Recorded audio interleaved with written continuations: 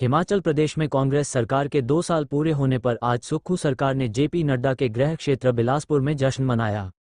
कांग्रेस कार्यकर्ता ढोल नगाड़ों के साथ समारोह में पहुंचे। इस दौरान मुख्यमंत्री सुखविंदर सिंह सुक्खू ने 6 नई योजनाओं का शुभारंभ किया। जश्न के लिए सुक्खू सरकार ने लुहणू मैदान में खूब भीड़ जुटाई, लेकिन कांग्रेस की आला कमान का कोई बड़ा नेता जश्न में नहीं पहुंचा। केवल हिमाचल कांग्रेस प्रभारी राजीव शुक्ला ही रैली में पहुंचे, जिसको लेकर विपक्ष ने भी टिप्पणी की है और कहा कि कांग्रेस हाई कमान को भी मालूम हो गया है कि हिमाचल में सरकार ने जश्न मनाने जैसा कोई काम नहीं किया है, इसलिए दिल्ली से बिलासपुर नहीं आए।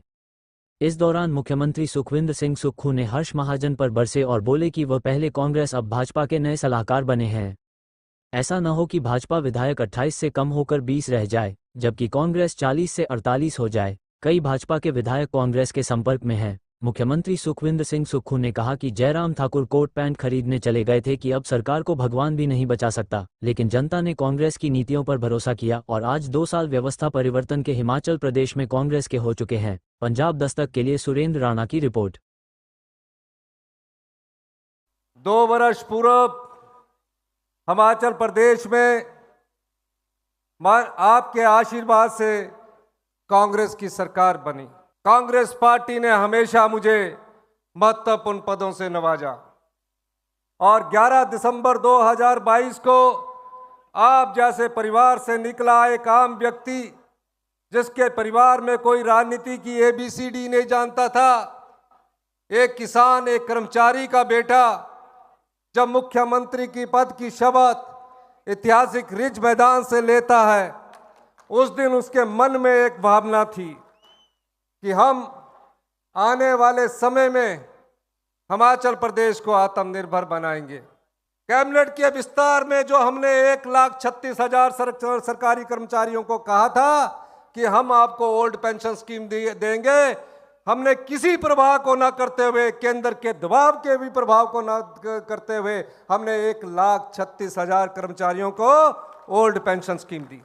गांव में लगा हुआ मनरेगा का मजदूर, मनरेगा के मजदूर को जब से मनरेगा शुरू की गई है, हमारी सरकार ने 60 रुपए की बढ़ोतरी की और 300 रुपया गांव में रहने वाली मनरेगा की मजदूर को आज हमारी सरकार की योजना के द्वारा मिल रहा है। किसान कैसे समर्थ हो, किसान की आय कैसे बढ़े। मैंने बजट में घोषणा की कि हम प्राकृतिक रूप से उगाई खेती, गोबर आधारित खेती, जिसमें मक्की और गेहूं होगा, मक्की को हम 30 रुपए किलो खरीदेंगे और गेहूं को 40 रुपए किलो खरीदेंगे, जिसका कि सफल प्रयोग हमने 30 किलो रुपए के हिसाब से 4,000 क्विंटल मक्की खरीदी है और उस मक्की के आटे का भी हिमभोग के नाम से आज हमने यह शुभारंभ किया।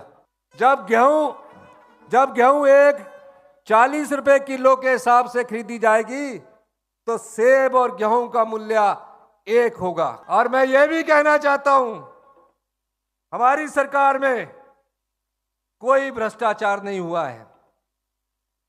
हम आने वाले समय में, आने वाले 3 साल में 2027 के हम अप्रैल महीने में जश्न मनाएंगे।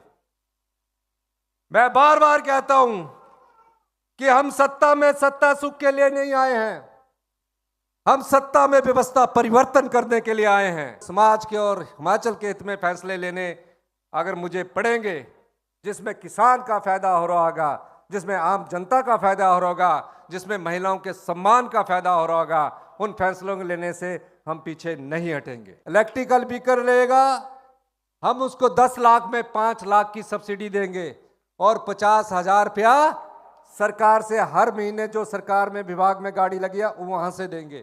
आज 5 लाख से लेकर 12.5 लाख की अनुदान इन राजीव गांधी ई-टैक्सी योजना वालों को हम दे रहे हैं।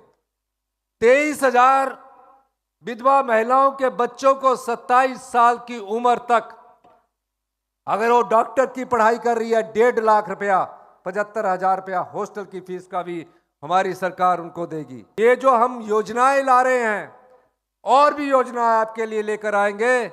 आप विश्वास कीजिए, अगले आने वाले 3 साल में हम फैसलों के माध्यम से हिमाचल प्रदेश को आत्मनिर्भर बनाएंगे।